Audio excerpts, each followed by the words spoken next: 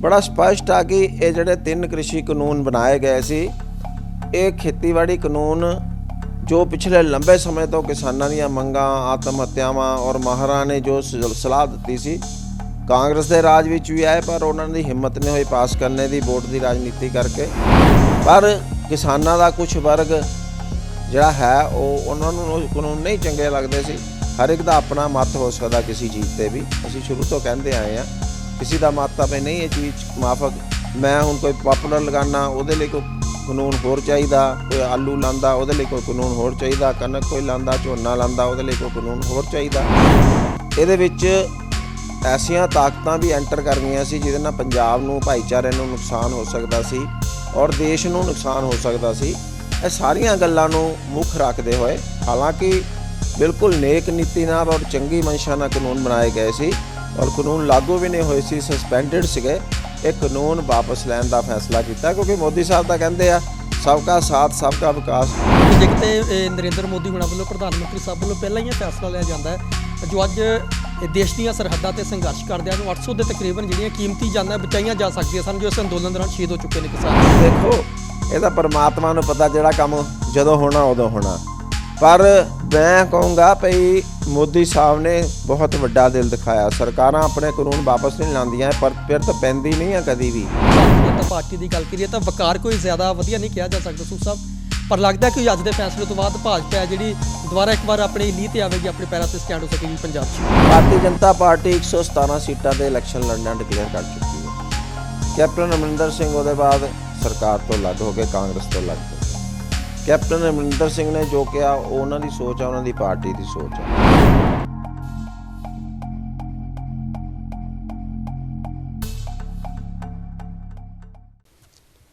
स्वागत है हुशियारपुर न्यूज़ देख रहे तमाम दर्शकों का। मैं चेतन कश्यप।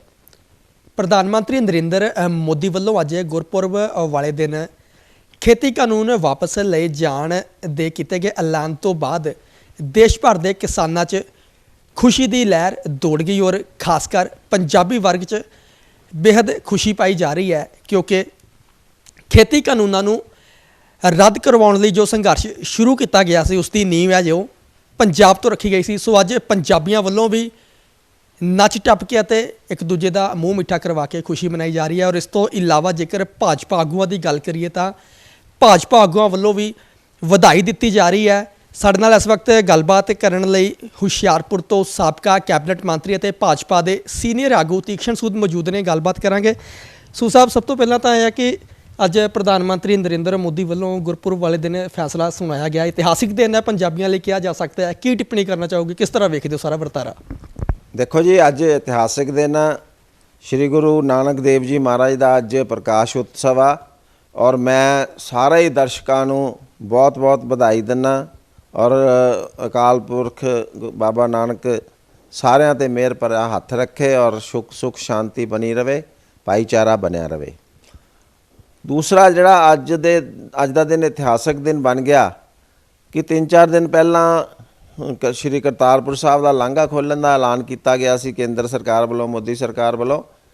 ते अज एक होर ऐलान जिहड़ा हैगा जिस करके सारे लोग बहुत खुश होए आ, वो 3 कृषि जिहड़े कानून सी वो मोदी साहब ने वापस लैण दा अज सवेरे ऐलान किया है। और आपां कोई भी टिप्पणी करन तो पहला जां उहनूं रिएक्ट करने तो पहला जो मोदी साहब का सारा भाषण आ जां भाषण नहीं मैं कह सकता, जो मोदी साहब ने सारा तत्थ दस्सिया उन्होंने भी समझना जरूरी आ और चंगी तरह सुनना जरूरी आ। बड़ा स्पष्ट आ कि ये जिहड़े 3 कृषि कानून बनाए गए सी ये खेतीबाड़ी कानून जो पिछले लंबे समय तो किसानों ਦੀਆਂ ਮੰਗਾਂ आत्म हत्यावां और ਮਾਹਰਾਂ ने जो सलाह दी सी कांग्रेस के राज ਵਿੱਚ भी आए पर उन्होंने हिम्मत नहीं हुई पास करने की वोट की राजनीति करके। और मोदी साहब ने वो बनाए इस करके कि छोटे किसानों का गरीब किसानों का फायदा होएगा, उन्होंने उपज बेचनी जी सौखी हो जाएगी, उन्होंने खुली मंडी मिलूगी, उन्होंने लागत लगू वापस आऊगी। सो बहुत सारे ਜਿਹੜੇ सुझाव आए सी ਮਾਹਰਾਂ ਵੱਲੋਂ ਵਿਗਿਆਨਕਾਂ ਵੱਲੋਂ उन्होंने मन के बनाए सी, पर किसानों का कुछ वर्ग ਜਿਹੜਾ है वो उन्होंने कानून नहीं चंगे लगते सी। ਹਰ ਇੱਕ ਦਾ ਆਪਣਾ ਮਤ ਹੋ ਸਕਦਾ ਕਿਸੇ ਚੀਜ਼ 'ਤੇ ਵੀ। ਅਸੀਂ ਸ਼ੁਰੂ ਤੋਂ ਕਹਿੰਦੇ ਆਏ ਹਾਂ, ਕਿਸੇ ਦਾ ਮਤ ਆ ਵੀ ਨਹੀਂ ਇਹ ਚੀਜ਼ ਮਾਫਕ, ਮੈਂ ਹੁਣ ਕੋਈ ਪਾਪੂਲਰ ਲਗਾਉਣਾ ਉਹਦੇ ਲਈ ਕੋਈ ਕਾਨੂੰਨ ਹੋਰ ਚਾਹੀਦਾ, ਕੋਈ ਆਲੂ ਲਾਉਂਦਾ ਉਹਦੇ ਲਈ ਕੋਈ ਕਾਨੂੰਨ ਹੋਰ ਚਾਹੀਦਾ, ਕਣਕ ਕੋਈ ਲਾਉਂਦਾ, ਝੋਨਾ ਲਾਉਂਦਾ ਉਹਦੇ ਲਈ ਕੋਈ ਕਾਨੂੰਨ ਹੋਰ ਚਾਹੀਦਾ। ਸੋ ਅਲੱਗ-ਅਲੱਗ ਹਲਕਿਆਂ ਵਾਸਤੇ ਵੀ ਫਰਕ ਆ, ਅਲੱਗ-ਅਲੱਗ ਕਿਸਾਨਾਂ ਵਾਸਤੇ ਵੀ ਫਰਕ ਆ। ਔਰ ਇੱਕ ਵਰਗ ਜਿਹੜਾ ਸੀ ਉਹ ਇਹ ਤੋਂ ਨਾਰਾਜ਼ ਸੀ ਇਹਨਾਂ ਕਾਨੂੰਨਾਂ ਤੋਂ, ਔਰ ਉਹਦੇ ਬਾਅਦ ਬਹੁਤ ਸਾਰੀ ਰਾਜਨੀਤੀ ਸ਼ੁਰੂ ਹੋ ਗਈ ਸੀ ਇਸ ਮਾਮਲੇ ਦੇ ਵਿੱਚ। ਔਰ ਇਕੱਲੀ ਰਾਜਨੀਤੀ ਨੇ ਸ਼ੁਰੂ ਹੋਈ ਸੀ, ਇਹਦੇ ਵਿੱਚ ਐਸੀਆਂ ਤਾਕਤਾਂ ਵੀ ਐਂਟਰ ਕਰ ਗਈਆਂ ਸੀ ਜਿਹਦੇ ਨਾਲ ਪੰਜਾਬ ਨੂੰ, ਭਾਈਚਾਰੇ ਨੂੰ ਨੁਕਸਾਨ ਹੋ ਸਕਦਾ ਸੀ ਔਰ ਦੇਸ਼ ਨੂੰ ਨੁਕਸਾਨ ਹੋ ਸਕਦਾ ਸੀ। ਇਹ ਸਾਰੀਆਂ ਗੱਲਾਂ ਨੂੰ ਮੁੱਖ ਰੱਖਦੇ ਹੋਏ, ਹਾਲਾਂਕਿ ਬਿਲਕੁਲ ਨੇਕ ਨੀਤੀ ਨਾਲ ਔਰ ਚੰਗੀ ਮਨਸ਼ਾ ਨਾਲ ਕਾਨੂੰਨ ਬਣਾਏ ਗਏ ਸੀ ਔਰ ਕਾਨੂੰਨ ਲਾਗੂ ਵੀ ਨਹੀਂ ਹੋਏ ਸੀ, ਸਸਪੈਂਡਡ ਸੀਗੇ, ਇਹ ਕਾਨੂੰਨ ਵਾਪਸ ਲੈਣ ਦਾ ਫੈਸਲਾ ਕੀਤਾ। ਕਿਉਂਕਿ ਮੋਦੀ ਸਾਹਿਬ ਤਾਂ ਕਹਿੰਦੇ ਆ ਸਭ ਕਾ ਸਾਥ ਸਭ ਕਾ ਵਿਕਾਸ। ਜਿਹੜੇ ਚਾਰ ਭਰਾ ਨਾਰਾਜ਼ ਆ ਉਹਨਾਂ ਨੂੰ ਵੀ ਕਾਹਨੂੰ ਨਾਰਾਜ਼ ਕਰਨਾ, ਠੀਕ ਹੈ ਨਾ। ਅਤੇ ਇਸ ਕਰਕੇ ਉਹਨਾਂ ਨੇ ਇਹ ਕਾਨੂੰਨ ਵਾਪਸ ਲੈਣ ਦਾ ਫੈਸਲਾ ਕੀਤਾ ਹੈਗਾ। ਸੂ ਸਾਹਿਬ, ਲੱਗਦਾ ਨਹੀਂ ਜ਼ਿਆਦਾ ਦੇਰ ਹੋ ਗਈ ਕਿ ਜੇ ਕਿਤੇ ਨਰਿੰਦਰ ਮੋਦੀ ਹੁਣਾਂ ਵੱਲੋਂ, ਪ੍ਰਧਾਨ ਮੰਤਰੀ ਸਾਹਿਬ ਵੱਲੋਂ ਪਹਿਲਾਂ ਹੀ ਇਹ ਫੈਸਲਾ ਲਿਆ ਜਾਂਦਾ ਹੈ ਜੋ ਅੱਜ ਦੇਸ਼ ਦੀਆਂ ਸਰਹੱਦਾਂ 'ਤੇ ਸੰਘਰਸ਼ ਕਰਦਿਆਂ ਨੂੰ 800 ਦੇ ਤਕਰੀਬਨ ਜਿਹੜੀਆਂ ਕੀਮਤੀ ਜਾਨਾਂ ਬਚਾਈਆਂ ਜਾ ਸਕਦੀਆਂ ਸਨ, ਜੋ ਇਸ ਅੰਦੋਲਨ ਦੌਰਾਨ ਸ਼ਹੀਦ ਹੋ ਚੁੱਕੇ ਨੇ ਕਿਸਾਨ, ਜਿਨ੍ਹਾਂ ਵਿੱਚ ਨੌਜਵਾਨ ਵੀ ਮੌਜੂਦ ਸਨ, 16 17 15 ਸਾਲ ਦੇ ਬਜ਼ੁਰਗ ਬੀਬੀਆਂ, ਬਜ਼ੁਰਗ ਸਾਡੇ ਹੋਰ ਵੀ ਮਾਂ-ਬਾਪ ਭਾਈ ਸ਼ਾਮਲ ਸਨ। ਦੇਖੋ ਇਹ ਤਾਂ ਪਰਮਾਤਮਾ ਨੂੰ ਪਤਾ, ਜਿਹੜਾ ਕੰਮ ਜਦੋਂ ਹੋਣਾ ਉਦੋਂ ਹੋਣਾ। ਪਰ ਮੈਂ ਕਹੂੰਗਾ ਭਈ ਮੋਦੀ ਸਾਹਿਬ ਨੇ ਬਹੁਤ ਵੱਡਾ ਦਿਲ ਦਿਖਾਇਆ। ਸਰਕਾਰਾਂ ਆਪਣੇ ਕਾਨੂੰਨ ਵਾਪਸ ਨਹੀਂ ਲਾਉਂਦੀਆਂ, ਪਰ ਪਿਰਤ ਪੈਂਦੀ ਨਹੀਂ ਆ ਕਦੀ ਵੀ। ਉਹਦੇ ਬਾਵਜੂਦ ਵੀ ਭਈ ਸਾਡੇ ਜੋ ਇੱਕ ਤਰ੍ਹਾਂ ਪਰਿਵਾਰ 'ਚ ਇੱਕ ਬੱਚਾ ਹੋਵੇ ਉਹ ਗਲਤ ਉਹ ਕਹੀ ਜਾਵੇ ਵੀ ਮੈਂ ਜੋ ਵਕਤ ਸਾਹਿਬ ਦਾ ਫੈਸਲਾ ਮੈਂ ਉਹ ਨਹੀਂ ਮੰਨਣਾ, ਸਾਰੇ ਨੁਮਾਇੰਦਿਆਂ ਨੇ ਕਾਨੂੰਨ ਬਣਾਏ ਸੀ। ਤਾਂ ਮੋਦੀ ਸਾਹਿਬ ਨੇ ਬਹੁਤ ਵੱਡਾ ਦਿਲ ਦਿਖਾਇਆ।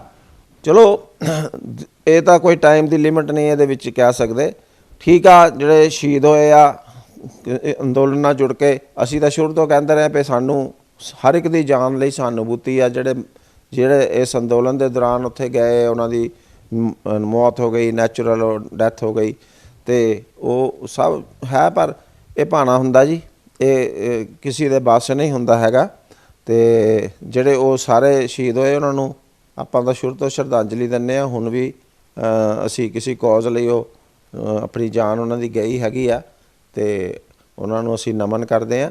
ਪਰ ਟਾਈਮਿੰਗ ਤਾਂ ਇਹ ਤੋਂ ਜ਼ਿਆਦਾ ਵੀ ਹੋ ਸਕਦੀ ਸੀ, ਘੱਟ ਵੀ ਹੋ ਸਕਦੀ ਸੀ। ਪਰ ਜੋ ਹਾਲਾਤ ਬਣੇ ਸੀ ਇਸ ਵੇਲੇ ਪੂਰੇ ਪੰਜਾਬ ਦੇ ਮਿਲਾ ਕੇ, ਤਾਂ ਇਹ ਹੀ ਠੀਕ ਸਮਝਿਆ ਗਿਆ ਕਿ ਇਹਨਾਂ ਨੂੰ ਬਚਾਉਣਾ ਜ਼ਰੂਰੀ ਹੈ।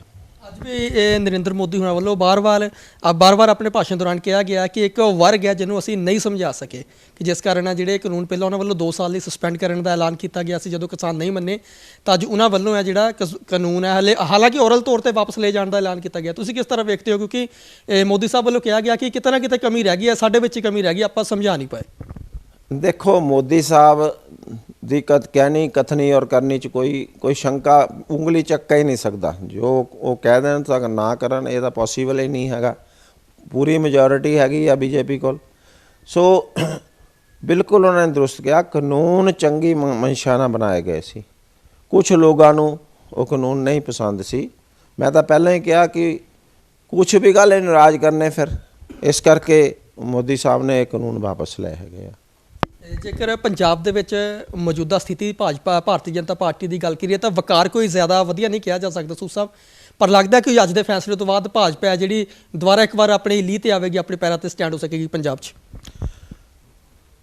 ਮੈਂ ਤੁਹਾਡੀ ਗੱਲ ਨਾਲ ਸਹਿਮਤ ਹਾਂ। ਭਾਜਪਾ ਦਾ ਆਪਣਾ ਕੈਡਰ ਆ, ਆਪਣਾ ਵੋਟ ਬੈਂਕ ਆ, ਉਹਦੇ ਵਿੱਚ ਬਿਲਕੁਲ ਵੀ ਉਹਦੇ 'ਚ ਅਸਰ ਨਹੀਂ ਪਿਆ ਸੀਗਾ ਇਹ ਸਾਰੀਆਂ ਚੀਜ਼ਾਂ ਨਾਲ। ਠੀਕ ਆ, ਜਿਹੜੀਆਂ ਰਾਜਨੀਤਿਕ ਗਤੀਵਿਧੀਆਂ ਆ ਉਹ ਦੂਜੀਆਂ ਪੋਲੀਟੀਕਲ ਪਾਰਟੀਆਂ ਨੇ ਕਿਸਾਨੀ ਅੰਦੋਲਨ ਦਾ ਫਾਇਦਾ ਉਠਾ ਕੇ ਰਾਜਨੀਤਿਕ ਗਤੀਵਿਧੀਆਂ 'ਚ ਬੀਜੇਪੀ ਦੇ ਵਿੱਚ ਅੜਚਨ ਪਾਉਣ ਦੀ ਕੋਸ਼ਿਸ਼ ਕੀਤੀ ਆ ਕਿਸਾਨੀ ਅੰਦੋਲਨ ਦੀ ਆੜ ਦੇ ਵਿੱਚ। ਪਰ ਭਾਜਪਾ ਨੇ ਅੱਜ ਤੱਕ ਕਦੀ ਵੀ ਇਸ ਤਰ੍ਹਾਂ ਦੀ ਰਾਜਨੀਤੀ ਨਹੀਂ ਕੀਤੀ ਕਿ ਇਹ ਕਾਨੂੰਨ ਤਾਂ ਤੋੜੇ ਜਾਣ ਭਾਜਪਾ ਨੂੰ ਫਾਇਦਾ ਹੋ ਜਾਵੇ, ਜਾਂ ਕਾਨੂੰਨ ਤਾਂ ਬਣਾਏ ਸੀ ਕਿ ਭਾਜਪਾ ਨੂੰ ਫਾਇਦਾ ਹੋ ਜਾਵੇ। ਪਿਓਰਲੀ ਦੇਸ਼ ਦੇ ਕਿਸਾਨ ਦੀ ਹਾਲਤ ਸੁਧਾਰਨੇ ਦੀ ਮਨਸ਼ਾ ਨਾਲ ਕਾਨੂੰਨ ਬਣੇ ਸੀ। ਔਰ ਅੱਜ ਵੀ ਦੇਸ਼ ਦੀ ਹਾਲਤ ਜਿਹੜੀ ਆ ਉਹ ਖਰਾਬ ਨਾ ਹੋ ਜਾਏ ਔਰ ਕੋਈ ਵੀ ਨਾਰਾਜ਼ ਨਾ ਹੋ ਜਾਏ, ਇਸ ਕਰਕੇ ਕਾਨੂੰਨ ਵਾਪਸ ਲਏ। ਇਹਦੇ 'ਚ ਭਾਜਪਾ ਨੇ ਅੱਜ ਤੱਕ ਨਾ ਇਹ ਰਾਜਨੀਤੀ ਕੀਤੀ ਹੈ ਅਤੇ ਨਾ ਭਾਜਪਾ ਨੇ ਇਸ ਮੁੱਦੇ ਤੇ ਵੀ ਰਾਜਨੀਤੀ ਕੀਤੀ। ਕੈਪਟਨ ਅਮਰਿੰਦਰ ਸਿੰਘ ਹੋਣਾ ਦੀ ਗੱਲ ਕਰਾਂਗਾ। ਪੰਜਾਬ ਦੇ ਸਾਬਕਾ ਮੁੱਖ ਮੰਤਰੀ ਨੇ, ਉਹਨਾਂ ਵੱਲੋਂ ਐਲਾਨ ਕੀਤਾ ਗਿਆ ਕਿ ਜੇਕਰ ਭਾਰਤੀ ਜਨਤਾ ਪਾਰਟੀ ਖੇਤੀ ਕਾਨੂੰਨ ਵਾਪਸ ਲੈਂਦੀ ਹੈ ਤਾਂ ਉਹ ਭਾਜਪਾ ਵੱਲੋਂ ਰੁੱਖ ਹੈ ਜਿਹੜਾ ਜ਼ਰੂਰ ਕਰਨਗੇ। ਮਨਜ਼ੂਰ ਹੈ ਸਰ ਇਹ ਭਾਰਤੀ ਜਨਤਾ ਪਾਰਟੀ ਨੂੰ ਜੇਕਰ ਉਹ ਆਉਣ ਚਾਹਣ ਤਾਂ ਪਾਰਟੀ 'ਚ?